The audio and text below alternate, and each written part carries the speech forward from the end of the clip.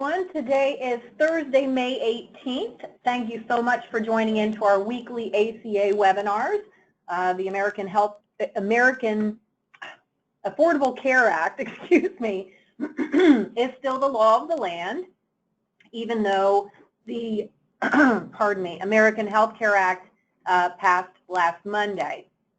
So we're going to get right into the agenda, but before we start, there are some new callers on the webinar this morning, so I want to introduce myself. My name is Deb Wilkinson, and I'm the Vice President of the Health Plan Options Department here at URL. I oversee the group health market and, of course, what's left of the individual under 65 market. If you are new to the format, you can ask questions in several ways. You can raise your hand icon in the control panel to the right of your screen. And you can also type in questions in the question box, and I'll answer those at the end of the webinar. Just as a test of technology, if you want to test your hand icon just to see if you can see my screen, you can hear me, everything is working well, awesome, great, perfect, thank you all. Okay, so let's just jump right into it. As I mentioned, the American Health Care Act passed the House last Monday. It is being sent to the Senate for votes and definitely alterations.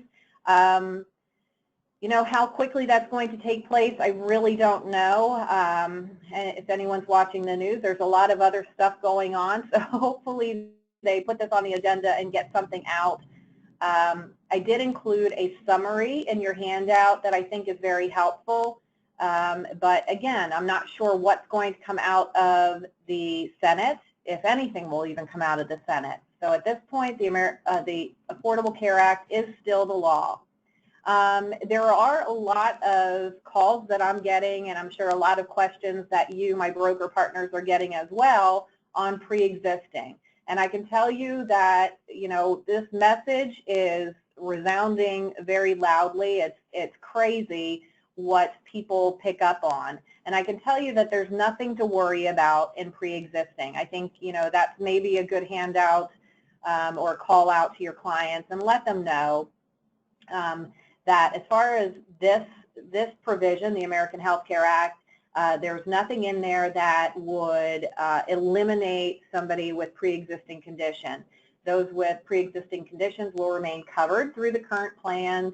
They can change carriers, go to the state's high-risk pool if a state decides to apply for that waiver that eliminates the essential health benefits and allows for medical underwriting. Then there's the requirement is that a state high-risk pool has to be put into place. So your folks with pre-existing conditions will not have to worry. So don't believe what you're hearing all over the news. If premiums aren't paid on the other side, then they do have a little bit to worry about. Not about pre-existing, not about any pre-existing waiver period, but they will and can be charged up to 30% more for any breaks in coverage. So, you know, again, what comes out of the Senate could alter this, but at this point, the American Health Care Act that passed the House has these provisions within it. And pre-existing is not an issue, not a need to be worried. And I say don't get attached to the provisions of the American Health Care Act because, again, it's not law yet. The Affordable Care Act is. And, you know, again, who knows what's going to come out of the Senate. A lot of the provisions within the American Health Care Act, if passed, won't even take place until 2020. So what this means for 2018 enrollment is pretty much business as usual. Carriers have to file their plans next week.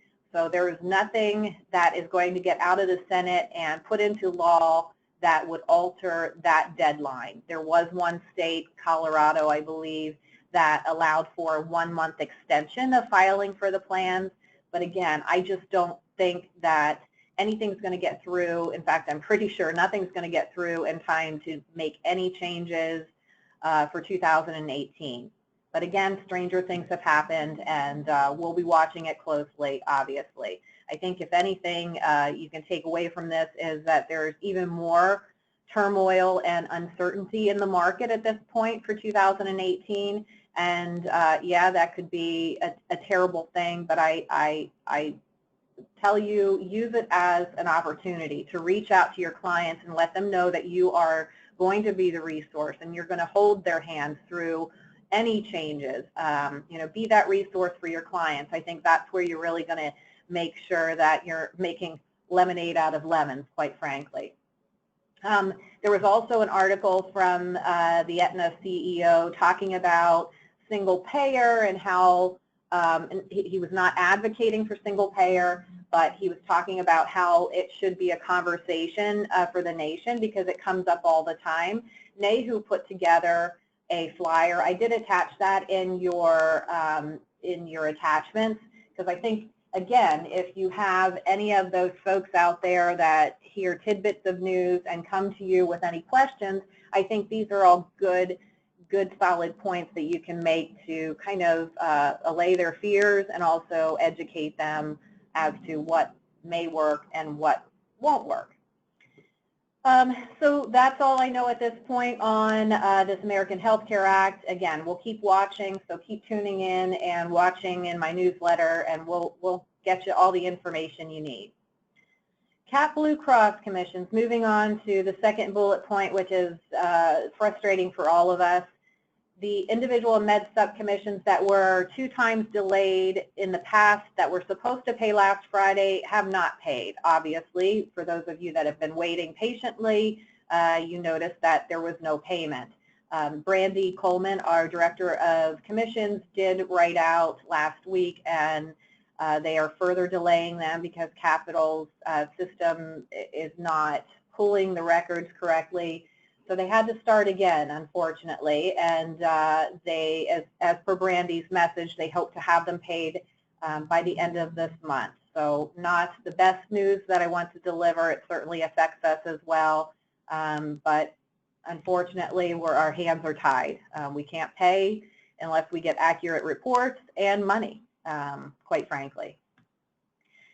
So on to other carrier challenges. Highmark members, it's been reported that they're receiving fraudulent calls. This was in last week's newsletter. It is also in this week's newsletter as well. But the number that these calls are coming from is the 289-800-0303. Again, refer to my newsletter. But if your clients get calls from this number, they are not Highmark calls. They're asking for private health information, and hopefully you can reach out to your clients and let them know that they should not give any of this information out, obviously, because it's a scam. So just be mindful of that, and hopefully you can talk to your members about these calls. So enough of the depressing speech. Now we can talk about something that's new and exciting for those of us that are elite preferred brokerages. URL is one, and Highmark has come out with a new incentive program.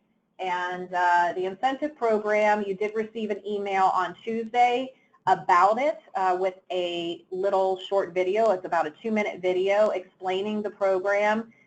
Today we're going to be getting the second part of that, which is the specific login information for agents that work through URL.